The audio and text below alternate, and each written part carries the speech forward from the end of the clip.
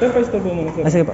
Sir, may authorize po kayo na shoot kayo dito? Yes po. Nagpa-schedule po kami with ma'am sa court po namin mismo kay dito. Ma'am, Opo. wait lang. Sige po. Pasensya na, sir. Okay lang po. Okay lang po.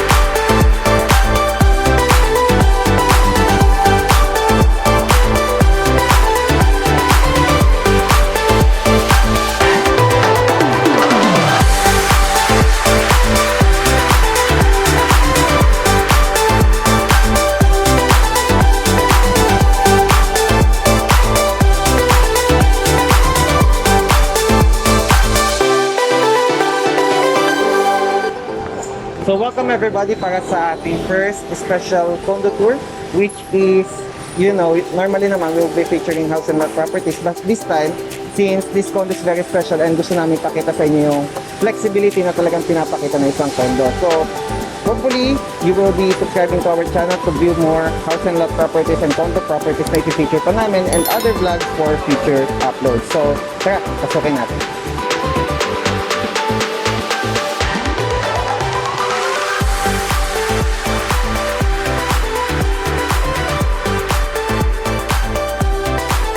Okay, let's start. So this condominium is actually the 5th series in the Baron series. So this particular developer, if you are familiar with San Juan, familiar na kayo sa name ng mga Baron towers. So what's special about this is that they give you the maximum flexibility na pwede mong makuha sa isang condominium unit. So again, we are in San Juan, so very accessible ka when you're going to Makati, Mandaluyong, Pasay, and Manila, and of course, Quezon City. So anywhere na pwede kang pumunta, very accessible talaga siya. So we all know na San Juan properties are very exclusive, and if you wanted to start investing in properties and you do not have that much cash for payment para sa isang house sa San Juan, well, you can choose condominium. So here in San Juan, this developer has already built four towers, the Baron series. So we have the Baron Place, the Baron Gardens, the first Baron, and this two nasan tayong video is the Baron Tower. So today we will be featuring Baron Lux Residences, their newest condominium project here in San Juan. So this project is a mid-rise condominium with 18 floors, and the reason why it is very exclusive because we only have 6 units per floor. So di ba? Very exclusive siya. So hindi siya crowded, hindi siya dense, and it still give you the tour.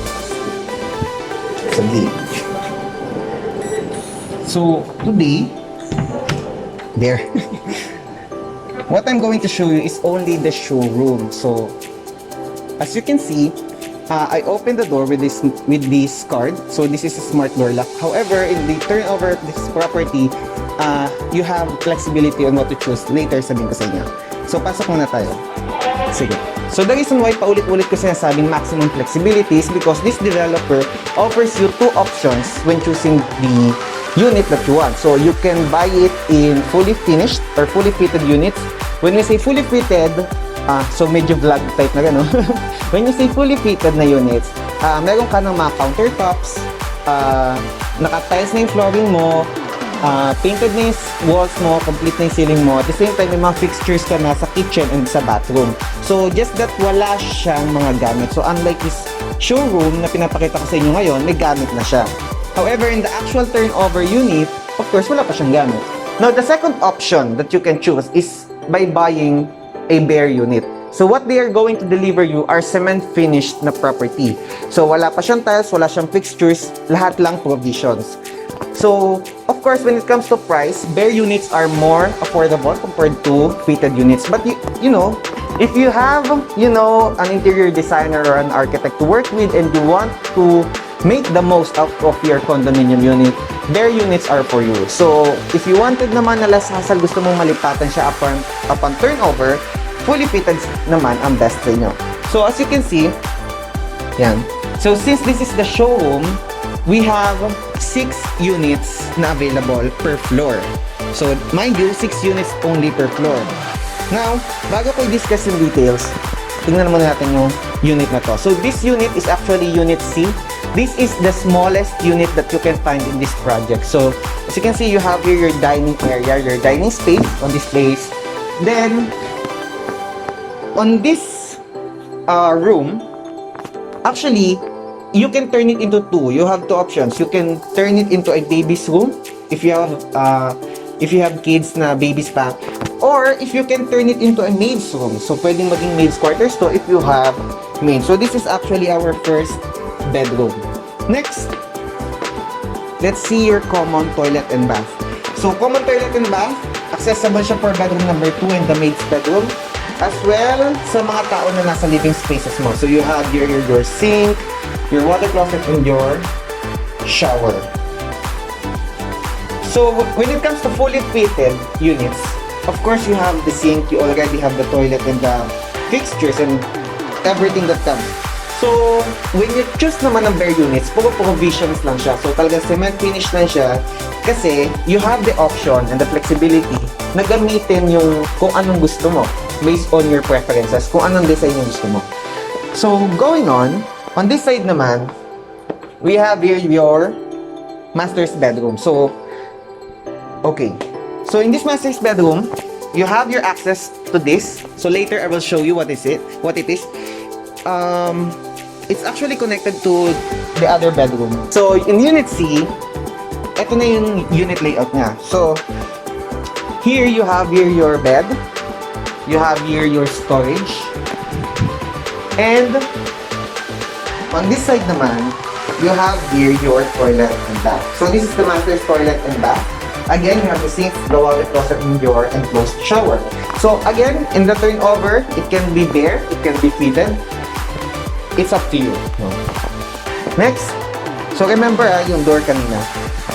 On this side naman, you have here your kitchen. In the actual turnover unit, you only have the base countertops, the fixtures, and provision for your range and cooktop. So, in there naman, of course, wala ito. Kasi, again, you have the flexibility to do what you want to do. Next, on this area, you have here your living space.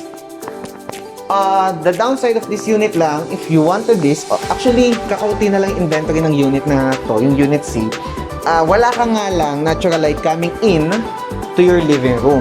However, in the other units, such as A, B, F and D, so A, B, F, D, you have natural lights from your balcony or from your window. Diba? So next, yan, you can place here your entertainment area. Here we have bedroom number 2. So bedroom number 2 is perfect for the kids. If you have kids already, yan. So, dito sa showroom, pinakita lang nila na you have this, what do you call this? Double deck bed. Yan, you can place your study area there. There's storage and kanina, nandun tayo sa master's bedroom. We have there the door. Actually, it's an access to your balcony. There. So, yung unit na to, ang spacious ng balcony niya. So, medyo madilim lang. Pero, upon entering dito, connected siya sa kabilang kwarto, sa inyong master's bed. So, as you can see, ang dami kong space sa balcony mo. This is the actual size, my view. So, napakalaking unit nito for a condominium. It's an 80 square meter condominium. Now, since we are talking about the size of the property, balikan natin itong details. So, in this project, you only have 6 units per floor. Unit A, B, C, D, and E. And this is Unit C. Now, Unit C is actually the smallest because you have a an area range of 80 square meter to 117 square meter. This is in San Juan, mind you. So you have here 2 fire exits, you have 3 high-speed elevators. So mid-rise siya, you only have 18 floors. So hindi siya ganun kataas. However, showing this photo na nakikita nyo ngayon, unblocked pa rin yung view mo despite having 18 floors. So actually 18 floors is actually high na, pero yung view mo talaga is kita mo ang Metropolis. So you can see Ortigas, you can see Makati, depending on the unit na kinuha ninyo. So this unit actually have 3 bedrooms, so 2 bedroom plus the maid's quarters, or you can turn it into a baby's room. However, the bigger units, unit A and F, are actually 4 bedrooms. So you have 3 bedrooms plus the maid's quarters. Unit C and Unit E, yung units na walang natural light coming in sa inyong living room. However, the rest of the units, you have their natural lighting.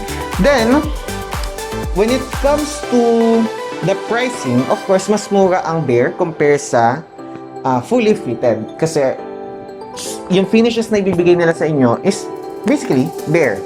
Now, when it comes to the amenities, so this is a condominium. You have a gym, you have a 3-function room, you have a swimming pool, children's play area, and yun lagi nakakalimutan ng most developer, quite frankly, is the drying cage when you're doing your laundry. So, in this particular project, you have a drying cage only for the unit owners.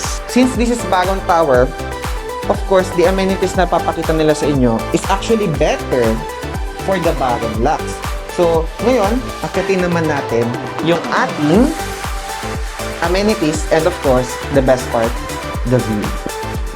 So, what I'm going to show you is just a sample of our amenity area. So, napaka-windy siya. I hope hindi siya nagiginig sa voice. Kaya, nilalakasan ko yung voice ko at the same time, nilalapit ko yung microphone. So, in this area, yan. Of course, in the bagong locks, mas maganda pa yung makikita ninyo. But, just to give you a glimpse kung ano yung pwedeng maging itsura niya. So, as you can see, ito ay function room actually for the bagong tower. However, in bagong locks, your function rooms are located in the roof deck.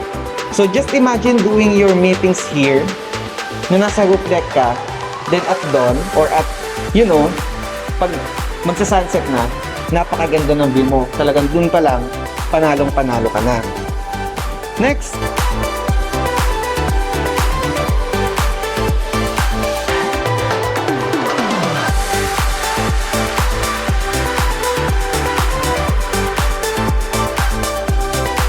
Imagine waking up in the morning na yan na ang nakikita mo.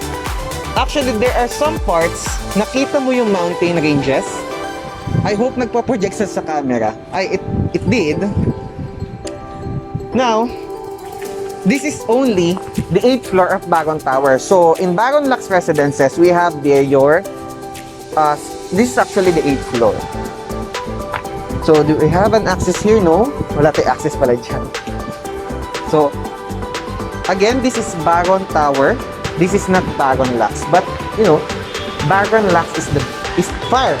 Is out. Because, you know, Bagong Lux pa rin is better than Bagong Tower. Now, we have here your pool. However, in the Bagong Lux Residences, yung aming kini-feature, hindi siya infinity pool. However, you still have the pool. Pero nasa edge pa rin siya ng building. So again, ang mga swimming pools naman ng condominium is actually 5 feet and below.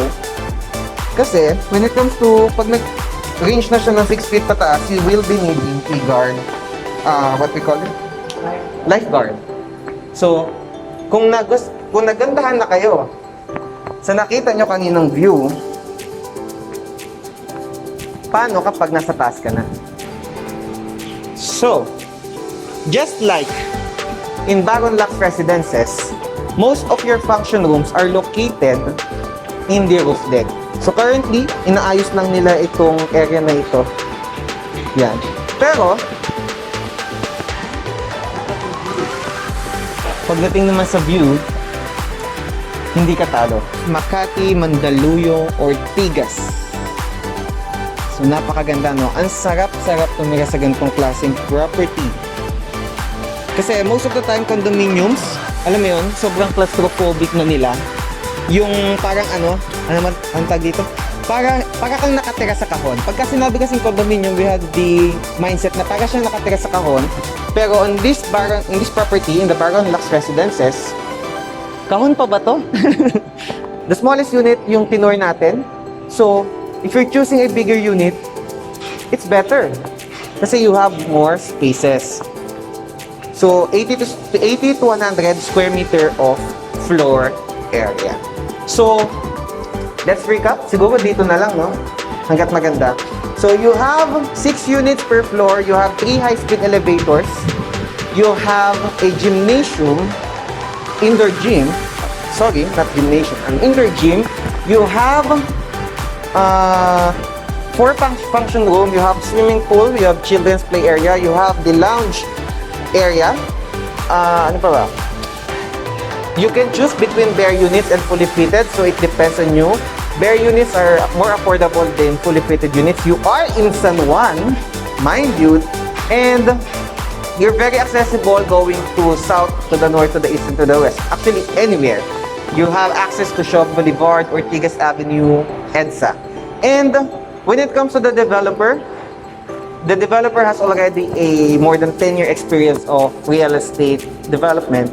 And this is actually their 5th series in the Baron Tower series. So if you're from San Juan, probably you're familiar with Baron. Nating Baron because Baron Labs will be your next home. So thank you for watching our video in our house tour. We hope to see you next time. And please don't forget to hit that subscribe button, click like, and we're also on Facebook. So perhaps you can like our page and follow our page so that you will be notified pag naglabas ulit kami ng bagong videos na isi-feature for you. So thank you for tuning in with us until the end, and we hope we can help you build your home sweet home with CJ Manalo. Thank you!